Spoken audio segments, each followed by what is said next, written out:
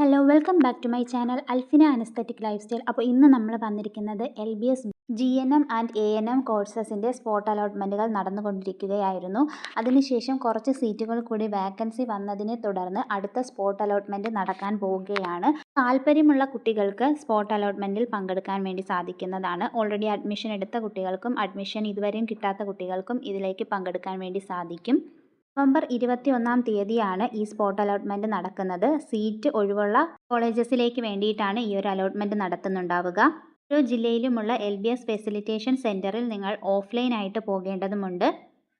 ഓൺലൈനായിട്ട് പോകാൻ സാധിക്കാത്ത കുട്ടികൾക്ക് ഓതറൈസേഷൻ ഫോം ഫില്ല് ചെയ്തുകൊണ്ട് ഓൺലൈനായിട്ട് പങ്കെടുക്കാൻ സാധിക്കുന്നതുമാണ്. പക്ഷേ ഞാൻ പറയുന്നത് നിങ്ങൾ ഓഫ്ലൈൻ പോകുന്നതായിരിക്കും ബെറ്റർ. നിങ്ങളുടെ റാങ്ക് ലിസ്റ്റ് ബേസ് ചെയ്തിട്ടായിരിക്കും അലോട്ട്മെൻറ്റ് കിട്ടുന്നുണ്ടാവുക. അതുപോലെ തന്നെ വാക്കൻസി ബേസ് ചെയ്തിട്ടുമായിരിക്കും. അവിടെ പോയിട്ട് വേണം നിങ്ങൾ ഓപ്ഷൻ രജിസ്ട്രേഷൻ ചെയ്യേണ്ടത്.